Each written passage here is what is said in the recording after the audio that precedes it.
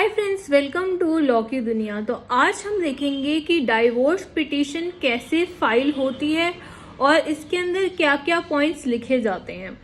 सो मेरे पास यहाँ पर एक डाइवोर्स पिटीशन का ड्राफ्ट है जो कि मैं आपको शो कर देती हूँ और अभी मैं इसको आपको एक्सप्लेन करने लगी हूँ। तो लेट्स स्टार्ट। तो ये फैमिली कोर्ट का ड्राफ्ट है और इसके अंदर ये एक इमेजिनरी ड्राफ्ट है। तो इसके अंदर जो मैटर है वो MI और वर्सेस RI जो है, ये मैटर लिखा हुआ है इन दोनों के बीच में। तो आइए देखते हैं। पहले तो यहाँ पर प्रॉपर हम साइटेशन देंगे कि किस चीज़ के सेक्शन के अंदर ये आता है मैटर, ठीक है। तो इसमें लिखा हुआ है petition for dissolution of marriage by decree और डिवोर्स अंडर सेक्शन 13(1)(IA) और B और ऑफ हिंदू मैरिज एक्ट। सो जिस भी एक्ट का ये होगा वो हम यहाँ पे मेंशन कर देंगे, सारा सेक्शन मेंशन करेंगे। फिर उसके बाद हम पॉइंट्स मेंशन करेंगे कि हम क्या बताना चाह रहे हैं, कि क्या प्रॉपर जो है केस के बारे में हम बताएंगे कि जो मैरिज थी, जैसे मैं पूरा एक आपको समरी दे देती हूँ कि इसमें क्या लिखा हुआ है कि एक मैरिज थी दो लोगों के बीच में और वो आर्य समाज में हुई थी। उसका डेट मेंशन कर दी है कि कब से कब तक थी और पूरा हम प्रूफ भी लिखेंगे कि हमने आपको सारा जो भी प्रूफ है वो सारा अटैच करके दिया हुआ है, because that is very important कि हम एविडेंस वगैरह सब जो है वो अटैच करके दें। उसके बाद हमने पूरा प्रॉपर डिटेल्स दी हुई है, जो भी हस्बैंड था उसकी वाइफ की डिटेल्स दी हुई है और प्लेस लिखा हुआ है कहाँ का ये केस है, प्रॉपर हम सब कुछ मेंशन करेंगे। नेक्स्ट हमने लिखा हुआ है कि प्रॉपर तरीके से मैरिज हुई थी और हिंदू मैरिज एक्ट के तहत जो भी बेसिक क्राइटेरियाज है वो सारे फॉलो हुए थे, कि जो प्रॉपर जो भी उस एक्ट के अंदर लिखा हुआ है कि प्रॉपर फेरा होना चाहिए, ये होना चाहिए, सिंदूर होना चाहिए, वो सारे प्रॉपर कस्टम्स को फॉलो करके ही ये वैलिड मैरिज हुई थी।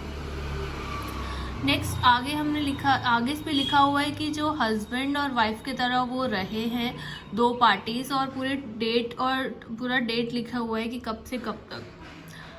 फिर उन्होंने प्रॉब्लम को डिस्क्राइब करना स्टार्ट किया कि 3-4 महीने तक मैरिज अच्छी चली। उसके बाद जो वाइफ है और जो कि ऑब्वियसली बात है कि रिस्पोंडेंट थी और उन्होंने पिटिशनर के साथ क्रुएलिटी करनी शुरू कर दी और उन्होंने उनके पेरेंट्स के साथ मिसबिहेव करना स्टार्ट कर दिया और 2-3 महीने तक जो है नॉर्मल रही। उसके बाद वो अपने पेरेंट्स के घर चली गई और उसके बाद उनका जो बिहेवियर है वो चेंज होना स्टार्ट हो गया। उन्होंने अपने फादर मदर इन लॉ के साथ, यानी कि अपने हस्बैंड के जो पेरेंट्स हैं उनके साथ मिसबिहेव करना शुरू कर दिया on most tribal issues, means बहुत छोटे छोटे इश्यूज पर, जबकि पिटिशनर ने उनके साथ बिल्कुल संयम से काम लिया और उनको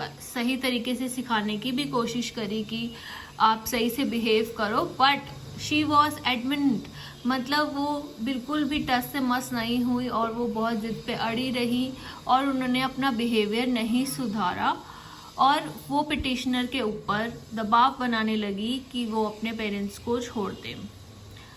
यहाँ पर हमने वो चीज़ मेंशन करी हुई है। उसके बाद जो है साल बीत गया और अचानक से वो चली गई घर छोड़ के और बाद में पता चला कि वो अपने घर चली गई हैं, मतलब अपने पेरेंट्स के पास चली गई है उनकी वाइफ बिना इन्फॉर्म किए। इस चीज़ ने बहुत ही ज़्यादा mental agony and pressure, pain भी डाला पिटिशनर के ऊपर इस इंसिडेंट में। उसके बाद पता चला कि वो अपने पेरेंट्स के घर चली गई हैं और क्योंकि वो मुस्लिम वुमन थी तो वो अपने रिलीजन को फॉलो करना चाह रही थी, जिसकी वजह से भी उनके बीच में एक डिस्प्यूट सा था। आगे चल के इसमें ये लिखा हुआ है कि बाद में चीज़ें थोड़ी सी सॉर्ट आउट हो गई रिस्पोंडेंट एंड पिटिशनर के बीच, एंड थोड़े टाइम बाद उनकी वाइफ का जो है वो बेबी हुआ, मीन्स उन दोनों का बेबी हुआ जो कि मेल चाइल्ड था, जिसका नाम समाद रखा गया। और उसके बाद सिचुएशन ऐसी रही कि उस वुमेन ने, मतलब मदर ने, समाद की मदर ने, उनकी वाइफ ने उनका नाम चेंज कर दिया और अब्दुल रख दिया, जिसने सेंटिमेंट्स हर्ट करे पिटिशनर के। और इस बात पे ऑब्जेक्शंस उन्होंने रेस किए, आर्ग्यूमेंट्स हुई और लड़ाई भी हुई, बट जो एटीट्यूड है वो चेंज नहीं हुआ एंड आगे जाके सिचुएशन वर्स हो गई। जो रिस्पोंडेंट है वो अपने पेरेंट्स के घर जाती रही और मुस्लिम रिलीजन की प्रैक्टिस करती रही, और उसके बाद जब भी वो आती थी अपने पेरेंट्स के हाउस से तो वो लड़ती थी, झगड़ती थी और कोई भी बात नहीं मानती थी, और वो एग्री नहीं हो रही थी अपनी ऑर्डिनरी मतलब मैरिटल लाइफ को ठीक से जीने के लिए, एंड ऑल्सो कोई भी सेक्सुअल रिलेशनशिप नहीं बनाती थी वो, और इससे सब चीज़ों से मेंटल एगोनी हुई जो भी पिटिशनर थे।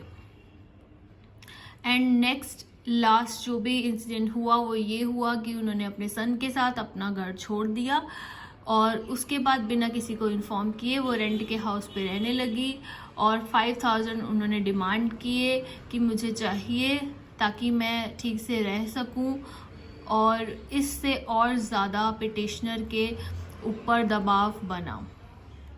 सो लास्ट में हमने सब कुछ समराइज़ कर दिया है और ये भी बोल दिया है कि क्योंकि दिल्ली में शादी हुई तो ये कोर्ट बिल्कुल एप्ट है इस केस को देखने के लिए, और प्रेयर में हमने यही कहा कि जो बेस्ट हो जस्टिस के, मतलब जिससे जस्टिस मिले दोनों पार्टीज को, सब कुछ मद्देनज़र रखते हुए लॉ जो है बिल्कुल सही फैसला ले, कोर्ट सही फैसला ले।